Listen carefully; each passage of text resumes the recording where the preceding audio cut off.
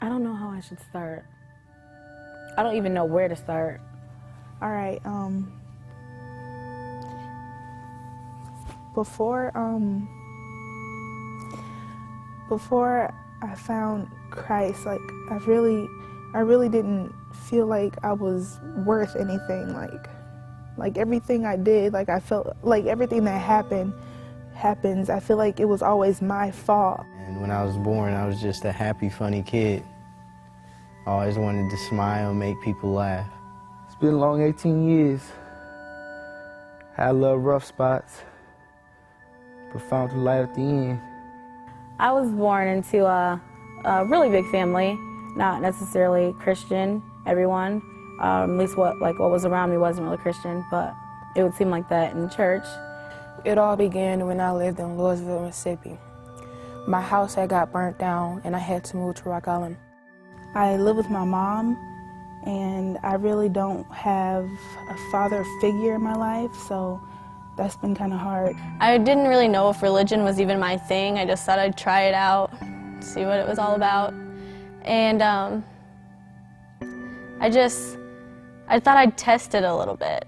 My mom's dad wasn't such as the family type of guy, but he really gave us a place to live and stay. Like, I've never had clothes that were mine. Like, all the stuff I had was burnt in my house. But every night before me, my sister, and mom went to bed, we would get on our knees and we would pray. We did everything together. Rode bikes down the street, went to the pool, and then we started stealing. But most of the time when I did some things, I knew it was wrong, but at one point I just stopped caring. At the time when I was born, I had a father. I don't remember anything about him at all. I just heard that he was there. We kept praying every night, but at that time I didn't know who or what or God or whatever he sent it for.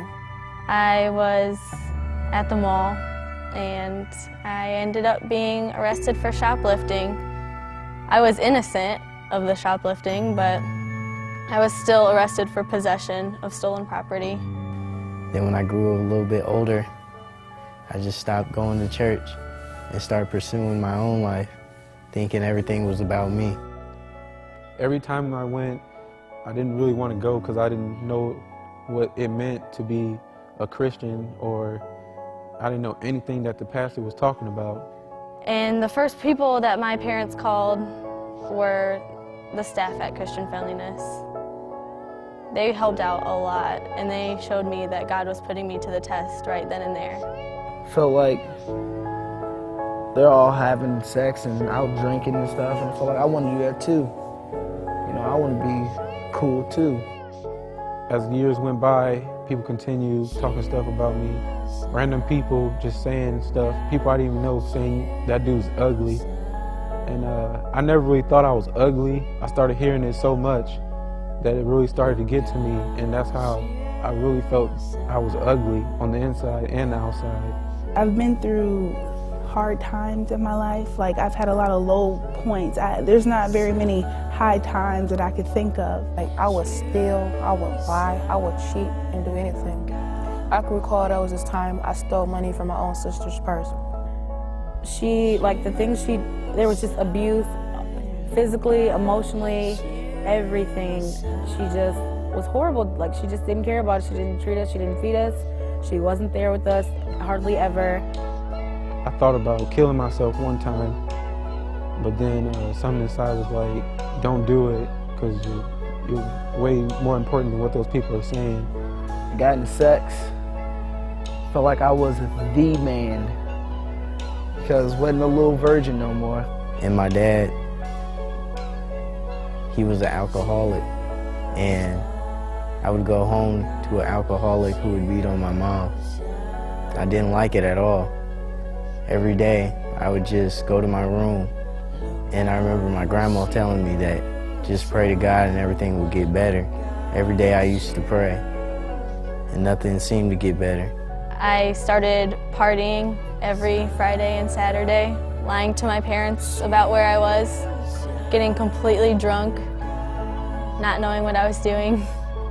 I would always blame myself for everything. And there's been times when, like, I just felt like ending my life and not being here anymore, because I know that if I wasn't here, then things would be better for other people.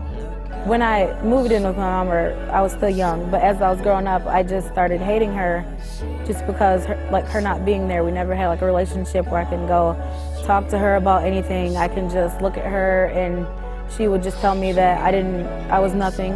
I was supposed to not be born. I just didn't know moms can do that. And I started leading into the wrong paths. And just to make myself happier, I would take all my anger out on other people, get into fights at school, arguing, talking back, not listening to my mom. Just one night, I thought it'd be okay for me to go out and party, because I thought, what's one night gonna hurt? Well, that night, I ended up being taken advantage of sexually. And I watched her to her face saying, no, I did not take it. She knew that I took it, but you know, she knew it, and that really hurt me. I did all those things to make me feel better because I never really found love from home or anything. My mom, it's never really been good with her. That night, me and my friend that was with me, we ended up getting raped, which I didn't really think. At first, it didn't come to me what happened. And then I just think I was hiding it from myself because I didn't want to realize what was happening. At this point in my life, I didn't really have any faith. I didn't care. I didn't care for God at all. I think I just kept on losing pieces of me, and I just thought I would never get them back. It took the one worst thing that could have happened to me to completely realize that I needed to give my life to Christ. Even though I was clowning around trying not to listen, I know I could still hear the words from Chris's mouth telling us stories about the stuff that he went through. And it just related to me a lot of all the anger that built up into me, all the anger that he had also, and his stories and the sadness. And I also felt it. And it just made me so sad inside that I did all this stuff. I'm gonna keep on that track because I think Christ is always trying to talk to me. I think he's always there trying to get through to me. I feel like that I'm one of his ones, that he wants to make it. I want to share God's love to other people because there's a lot of people who's like me who think that nobody cares about them and that God's not there. And I thought me coming and going anywhere, like going to church or coming to work at CF, like I thought I was doing somebody else a favor. Like I thought I was helping them. And what I didn't realize the whole time was that they were the one that was helping me. I really found Christ this summer before camp started, like a little bit before it, Christian friendliness. It's really helped me. It showed me a different perspective on life and everything. And I got saved, and it just changed my whole life around. I stopped doing all the bad stuff that I used to do, stealing and all that. Seeing all these kids that I was a role model to, all the people who loved me, being hurt by the bad choices I was making by drinking and partying and lying, it really hit home, and so I dropped all of it. I dropped all of it for God. I don't steal no more, I don't cheat no more, don't lie no more. You know, I've repented, I've asked God to forgive me for my sins. But is Christ there to come back and save me every time? Every time I feel like something bad's going to happen, he's always there to back me up. That's what CF did. It made me realize that I needed God more than I thought. And it just showed me all the things that I can do and everything that I can be, and it just inspired me. I decided there was no more falling through. It's not just a phase, faith. It's my life. And ever since then, I've completely given my life to Christ. I'm Mary Copeland, and Christ is my hope. My name is Stephen Dwayne Clayburgh Jr., and Christ is my hope. my name is Alexis Dupree, and Christ is my hope. Corey Holloway. and Christ is my hope. I am Kiwi Porter, and Christ is my hope. I am Jerome Thomas, and Christ has given me hope. I'm Andreas Muscovali, and Jesus is my hope.